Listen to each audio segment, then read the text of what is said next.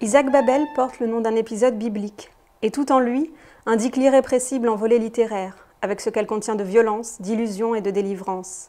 Le très célèbre écrivain d'Odessa est la figure choisie par l'écrivain Camille de Toledo pour son nouveau roman graphique. Quelles furent les prémices du destin tragique de Babel, assassiné dans les geôles staliniennes? Et pourquoi s'en emparer à nouveau aujourd'hui, lorsqu'on est soi-même écrivain, versé dans des récits généalogiques juifs et meurtris? Camille de Toledo est avec nous aujourd'hui pour nous raconter son histoire de Babel. Camille de Toledo, bonjour. Bonjour, bonjour. Merci d'être avec nous aujourd'hui. Merci de me recevoir. Alors, vous publiez un livre avec le dessinateur Alexander Pavlenko qui s'intitule « Le fantôme d'Odessa ». Ma première question, c'est est-ce que Isaac Babel est devenu l'un de vos fantômes? C'est vrai que c'est une histoire de fantôme en tous les cas. Et quand on a commencé à y travailler il y a 3 ans, je disais à Alexander, dans notre langue un peu entrelacée entre le russe, l'allemand et le français, que j'avais travaillé au fil de ma vie autour de 2 fantômes, la destruction du Yiddishland et la fin du communisme en fait. C'est les 2 fantômes, je crois, dont on hérite collectivement à l'issue du XXe siècle. Et il se trouve que Babel est à la croisée de ces deux fantômes-là. Et donc, oui, il fait un peu partie de la famille maintenant, parce que d'abord Pavlenko, Alexander, qui est russe, l'adore, et donc on en a très souvent parlé. Il connaît toute son histoire, il connaissait presque par cœur les récits d'Odessa. D'ailleurs, on a rajouté quelques épisodes au scénario originel. Donc voilà, ça a fait partie de notre vie là pendant 3 ans. Et puis c'est devenu aussi une histoire, puisqu'on est rentré dans un Babel assez intime, un peu comme j'avais fait avec Herzl. Moi, je m'intéresse toujours au fragile de la vie derrière le... Parce que Babel, c'est un grand personnage, mais on sait moins en fait l'histoire de ces filles, de cette famille française. Et je trouve que là, on a un Babel à la croisée de la Russie et de la France, quoi, avec ce travail. Et comment est-ce que vous l'avez rencontré, ce Babel? Comment est-ce que c'est devenu une influence pour vous et qu'il s'est logé comme ça dans la partie un peu fantomatique de votre conscience? Je pense que je voulais être un écrivain russe. Et Babel voulait être un écrivain français, vous savez. Moi, je lisais beaucoup de littérature russe parce qu'on m'avait expliqué que mon prénom d'enfance, Alexis, avec lequel je suis né avant de changer de nom, venait des Karamazov. Alyosha, c'est un des frères Karamazov. Et donc, à 15-16 ans, on commence à se dire, tiens, d'où je viens, pourquoi je m'appelle comme ça. Alors j'ai lu les Karamazov, qui a été un peu un choc, parce que je ne lisais pas beaucoup à l'époque. Et puis voilà, et après, de fil en aiguille, je suis rentré dans cette littérature russe que j'ai toujours trouvée beaucoup plus indisciplinée et beaucoup plus forte que la littérature française, qui était toujours un peu polissée. Et Babel voulait être Maupassant, vous savez ça. Et il rêvait de Maupassant, il a écrit les premières nouvelles. Puis après, il a rencontré Gorky qui lui a dit, écoute mon garçon, faut pas continuer comme ça, parce que pour écrire, il faut avoir vécu. Donc fais quelque chose. Et c'est là où, peu après, il est parti suivre les Cosaques et la cavalerie rouge. Donc il a pris des coups. Et avec ces coups-là, il a fait une littérature qui est magnifique, sublime. Alors je vous posais cette question du fantôme parce que j'écoutais Marguerite Duras dire que quand on n'écrit jamais tout seul. Et elle parlait des lieux chargés de mémoire, et dans ces lieux chargés de mémoire, des voies qui la traversaient. Et quand on pense à ça, on pense aussi à Odessa, qui est une ville pleine de bruit, pleine de sons, que Babel décrit très bien. Est-ce que vous avez un sentiment similaire? C'est quelque chose qu'on retrouve aussi dans votre livre précédent, dans Thésée, d'avoir des voix qui vous traversent, de ne pas être seul quand vous écrivez, et de devoir vous imprégner de ces lieux chargés de mémoire. Vous nous direz peut-être, par exemple, est-ce que vous avez été à Odessa pour ce roman? Alors, les fantômes, pour l'écriture, c'est des compagnons, tout le temps. Je dirais que vraiment, l'écriture est peut-être ce lieu où on peut le plus cultiver ce lien avec l'invisible. Ou sinon, la foi, ou la pratique, ou l'étude. Je dirais en fait, c'est ça qui me fait d'ailleurs le lien entre les deux. Et donc déjà il y a ça, il y a tous ces fantômes. Après c'est vrai qu'il y a ce que je vous disais, un constat, un diagnostic sur ce dont nous sommes les héritiers quand on quitte le XXe siècle. De quoi on hérite? de ces grands fantômes. Svetlana Alexeyevitch écrit La fin de l'homme rouge. C'est ça, c'est ce grand spectre du communisme, d'ailleurs qu'on retrouve parce que cette expression était déjà employée par Karl Marx, mais dans un tout autre sens. C'était un spectre d'avenir. Là, on est dans des spectres passés. Et puis, donc il y a ce grand spectre du communisme. Et puis, il y a ce grand spectre, évidemment, des destructions, des guerres, etc. Donc oui, en fait, les collectifs, la politique a multiplié les fantômes. Puis après, on a des fantômes intimes. Depuis que tant de gens sont morts autour de moi, oui, j'ai des fantômes d'un frère, donc je leur parle. Enfin, j'essaye de maintenir un dialogue avec eux, même pour mes enfants, en fait, dans un lien de transmission.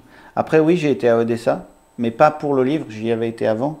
Mais le mythe d'Odessa, il déborde complètement la ville, en fait. C'est moi qui aime beaucoup travailler avec la matière des mythes. Et surtout, là où vraiment c'était devenu inévitable, c'est que Isaac Babel, c'est un fantôme pour ses proches. C'est ce qu'on explique aussi à la fin dans ses enfants, Nathalie Babel, et surtout sa deuxième fille aussi. Et ces deux femmes vont grandir avec l'idée qu'il vit encore, parce qu'il y avait le mensonge d'État. Donc c'est vraiment un fantôme de l'histoire. C'est quelqu'un qui est tenu en vie après sa vie. Et alors justement, c'est vrai que vous commencez ce roman, peut-être la nécessité de ce roman à partir d'une part manquante de la vie de Babel. Là, vous parlez des enfants pour qui il est lui-même un fantôme, mais vous essayez de retracer aussi sa vie à partir d'un testament inachevé que vous allez reconstituer. Et votre roman graphique, c'est ça, c'est une reconstitution, mais c'est surtout, il me semble, une restauration. Et il y a une part juive dans le geste d'écriture que vous faites, c'est-à-dire que, comme Walter Benjamin, pour qui le messianisme, c'est non pas préparer l'avenir, mais restaurer le passé. Donc là, j'ai l'impression que vous faites exactement ça, vous essayez de combler ce manque, ce vide, ou de donner une réalité à cette vie fantomatique. Oui, merci beaucoup. C'est très juste, c'est très justement dit. En fait, c'est un geste très précis de couture. C'est-à-dire, on étudie la vie de Babel. Et qu'est-ce qu'on a? On a une enfant, Nathalie, qui vit à Paris. Et elle va grandir sans son père. Elle l'a rencontré 2 fois. Et on sait ça par le document. Et la fiction, où est-ce qu'elle arrive? Mais justement, elle vient créer un espace, peut-être pour, je ne sais pas si c'est réparer l'histoire, mais sans doute proposer une possible réparation de l'histoire. Pourquoi? Parce que je me suis mis finalement pour écrire ce livre à la place de cette Nathalie Babel qui toute sa vie, elle le dit d'ailleurs, a attendu des nouvelles de son père. Elle dit j'ai longtemps pensé qu'un jour il allait rentrer dans la pièce, comme il était rentré d'ailleurs quand il était venu la voir à Paris. Et puis il y a une autre chose qu'il faut savoir pour apprécier, je crois aussi le fantôme d'Odessa un peu plus, c'est que au moment de son arrestation, il laisse des manuscrits, des textes et des textes et des textes qu'il n'avait pas achevés, qui étaient, on ne sait pas exactement, mais on cherche encore, les chercheurs, etc. Et après la fin de l'Union soviétique, il y a beaucoup de chercheurs qui sont allés dans les archives et qui ont dit, mais où sont les manuscrits de Babel? Et au fond, avec notre outil, qui est entrelaçant la fiction et le documentaire, on vient dire, en attendant de trouver ce qui est resté, nous on va créer, un peu comme un geste d'attendre l'archive à venir, comme pour relancer le fantôme en disant, nous on va créer cette archive, on va créer cette lettre que tu vas laisser derrière toi, et peut-être que dans 2 ans, 3 ans, 10 ans, on trouvera enfin les manuscrits laissés par Isaac Babel. Ça, je crois que c'est vraiment, encore une fois, une manière de dire, de convoquer en fait la part des morts dans la vie, quoi. Leur inertie, la façon dont ça parle encore. Alors pour les écrivains, c'est encore plus frappant. C'est combien ça parle encore, et ça peut parler dans 10 ans, dans 20 ans, quand il y a des archives qu'on retrouve.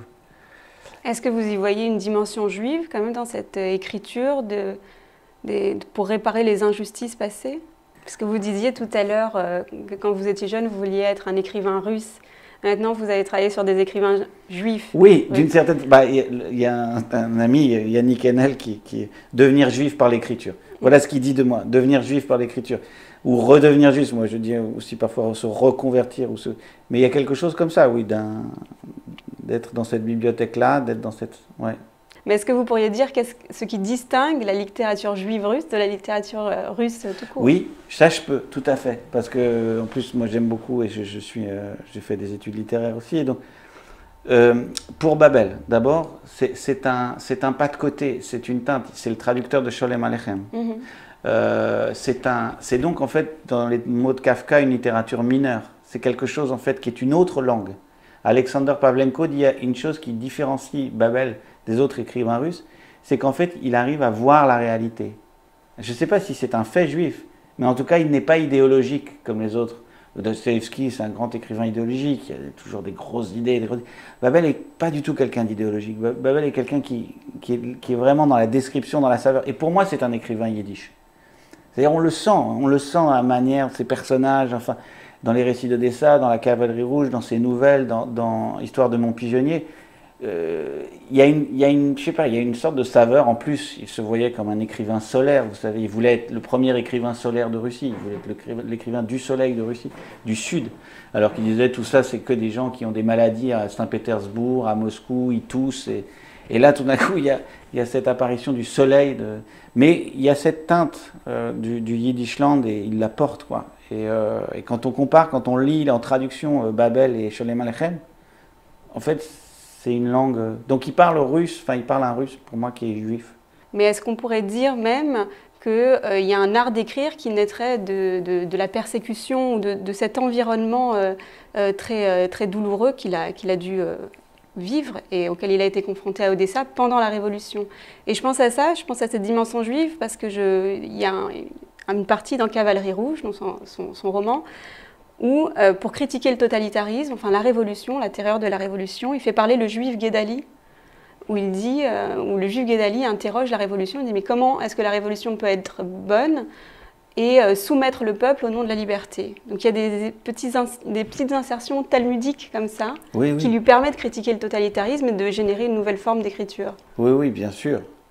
C'est très fort. Dans le fantôme d'Odessa, on voit très bien l'interprétation que nous avons de son scénario pour Eisenstein, à partir des récits d'Odessa, et la fin des bandits juifs d'Odessa, c'est une trahison disons, du bolchevisme vis-à-vis des communautés juives. C'est le début pour moi.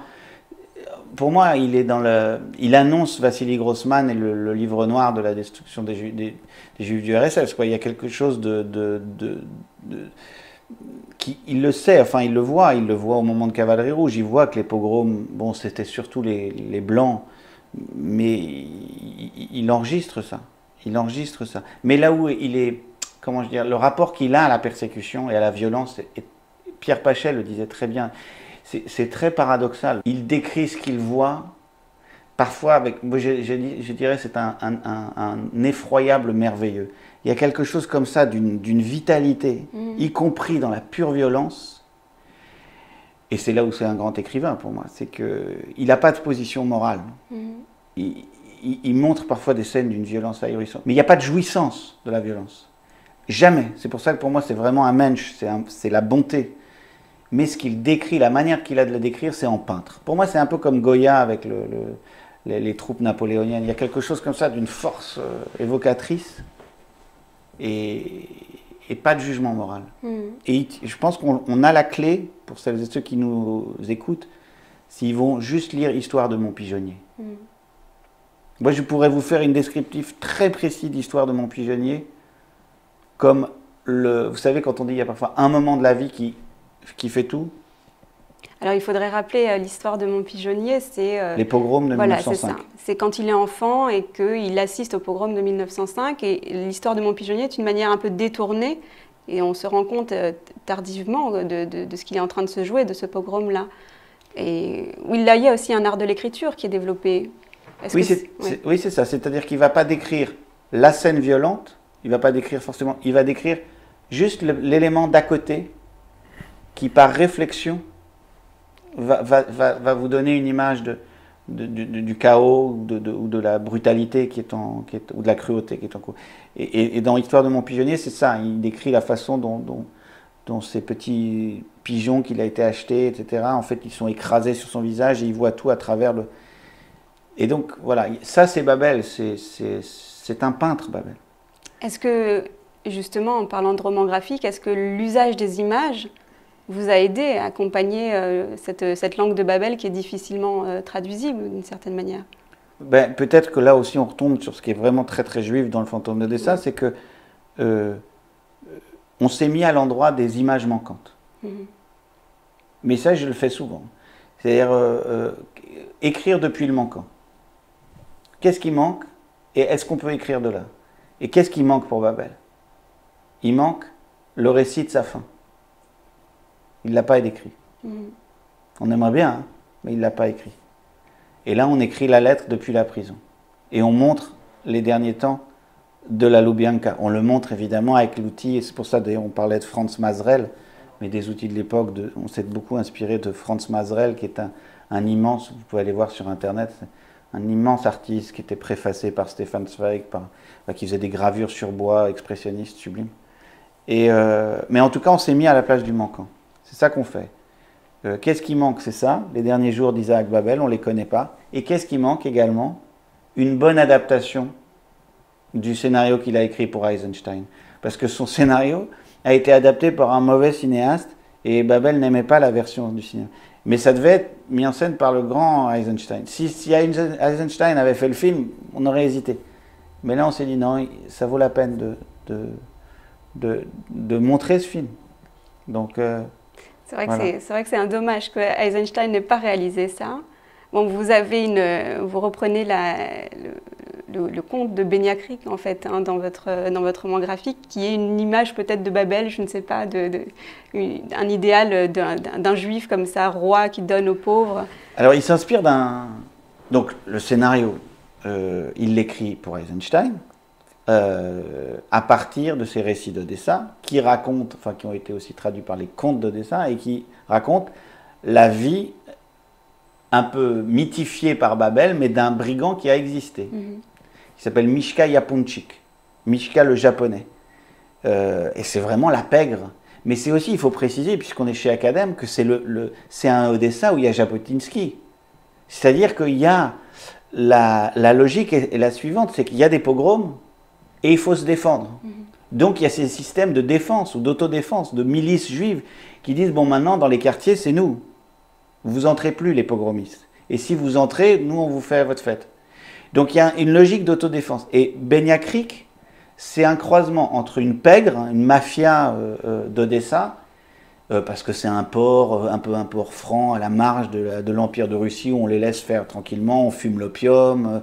Enfin, c'est un lieu de liberté, de croisement, d'hybridité cosmopolite, où il y a 30% de la population qui est juive, et où on parle yiddish, et il y a ce trafic, parce que c'est un port, les lieux de port, on l'appelait la Marseille de la mer Noire, donc il y a quelque chose comme ça, du trafic, sa vie, quoi.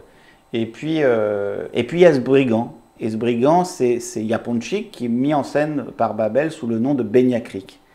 Et c'est devenu, il faut imaginer, je sais pas, les enfants de Russie, mais pas seulement dans les lecteurs juifs, russes, c'était un personnage comme Tintin, quoi.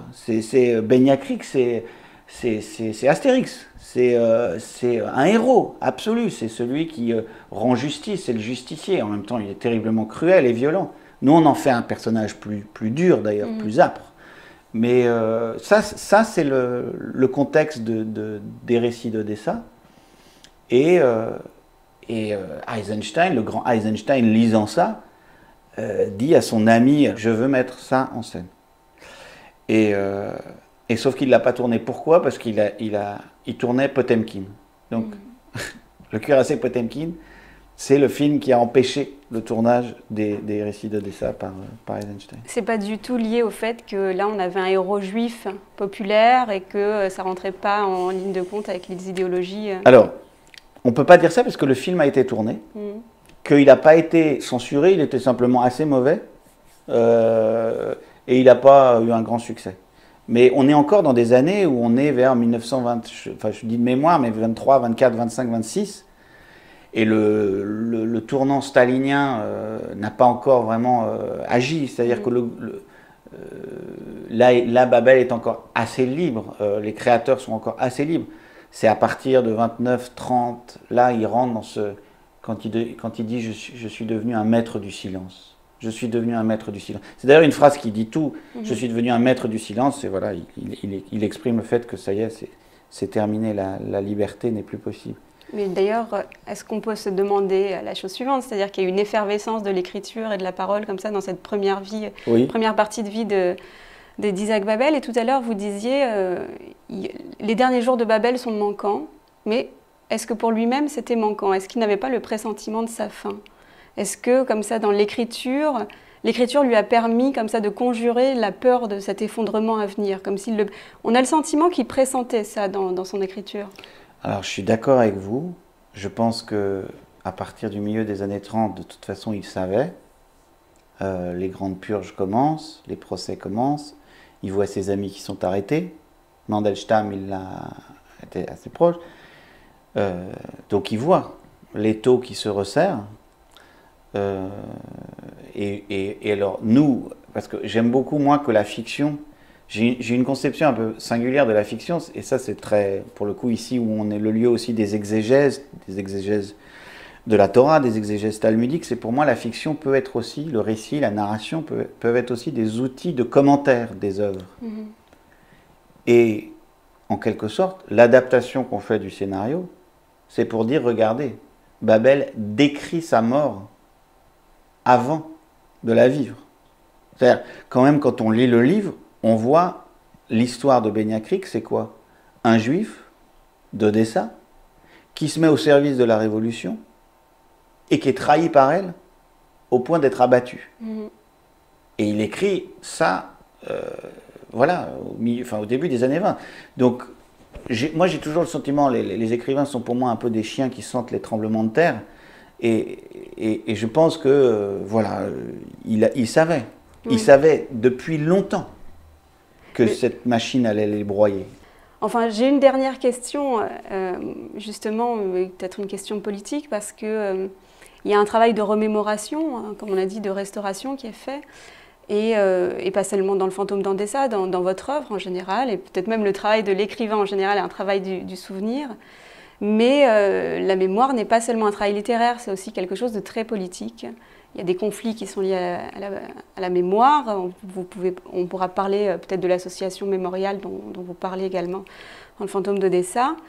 Comment est-ce que l'écrivain fait pour contourner cette dimension éventuellement conflictuelle de la mémoire? Parce que par exemple, la mémoire des malheurs, la mémoire de la Shoah, par exemple, est souvent inaudible aujourd'hui pour certains. On ne veut plus en entendre parler et puis ça se retourne contre les victimes elles-mêmes. Est-ce que vous avez un usage de la mémoire qui vous permet d'échapper à toutes ces dimensions conflictuelles? Disons que j'ai un rapport avec l'actualité un peu d'évitement. Je considère toujours qu'on garde plus de liberté. L'exemple qui me vient à l'esprit, et c'est un exemple dur, mais parce que c'est un de mes grands modèles quand je m'occupe de biographie, c'est Stefan Zweig. Stefan Zweig écrivait des biographies et des biographies. Et quand il voit monter le nazisme, qu'est-ce qu'il fait? C'est un geste à la fois misérable et souverain. Misérable, il dit, dans ses carnets, il dit « j'écris une biographie d'Erasme ». Vous voyez le geste que c'est? C'est un geste qui a un plan symbolique, qui sauve l'humanité et qui en même temps ne sauve rien. C'est-à-dire que moi, ce que je fais, de façon constante, en tout cas depuis le être et le boulot, c'est que je dis l'Europe il y a une mémoire juive européenne et qui est entrelacée à tout. L'Europe doit considérablement, énormément à la présence juive. Et ça, même je le porte dans mon nom, quoi, depuis justement l'Espagne, depuis. Et elle porte une double histoire très très longue de la destruction et en même temps d'une vaste création, d'une puissance créative et notamment, puisque je sais que ça vous tient à cœur, d'une puissance d'espoir, d'envisager l'avenir, parfois une puissance qui a été une puissance messianique, etc. Et je me rapporte à ça, très clairement. C'est-à-dire que quand je me rapporte à la première moitié du XXe siècle, qui est un moment très très important pour moi, pourquoi? Parce que c'est le moment où des communautés étaient en vie. Et ma grande question, c'est qu'est-ce que voulaient tous ces mensch quand ils étaient en vie? Et là, je crois que c'est un peu comme si je cherchais, et je pense que je partage ça avec Delphine Orvillère aussi, c'est que nous avons vécu depuis 1945 dans l'hypnose de la mort, et c'est en repassant par le corps des morts qu'on peut commencer à réinviter les 10 boucs en disant « mais ok, très bien, il y a eu mort, mais qu'est-ce que tout ça voulait quoi, quand c'était en vie? De quels rêves ils étaient tissés, tous ces gens? Que voulaient tous ces absents? » Et c'est ça, être le manquant, être à le lieu du manquant, s'occuper des absents, c'est revenir dans les rêves de vie. Paul Ricoeur dit « retourner au récit inachevé du passé ». Au futur inachevé du passé, au futur inachevé du passé. De quoi rêvaient celles et ceux qui ont été détruits, qui ont été tués? Et à ma manière, en écrivant la lettre manquante ou le testament manquant d'Isaac Babel à sa fille, c'est vraiment la main tendue d'un mort à la vie. Pour moi, c'est vraiment ça le geste en permanence, c'est dire ah non, mais il y aura des mensch après nous, il y aura des vies, on a des enfants, ça va continuer la vie, y compris en Europe, etc. Il y aura une histoire juive. Elle ne va jamais s'arrêter. Et quel geste on fait? Comment on leur transmet pour que ça fasse, non pas l'hypnose de la mort, le tombeau, parce que ça ne produit pas de l'existence, mais pour que la mort se rechange en vie. C'est vraiment un numéro d'alchimiste, en fait. C'est comment est-ce qu'on remet ça dans de la puissance de vie? Donc la dernière parole messianique, c'est cette conversion de la mort en vie. De la mort en vie. Exact. Merci beaucoup Camille de Toledo.